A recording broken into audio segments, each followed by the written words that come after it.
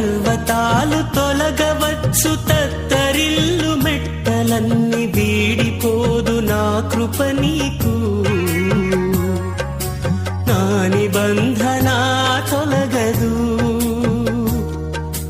దిగులు పడకు, భయపడకు, నిన్ను విమోచించెదా.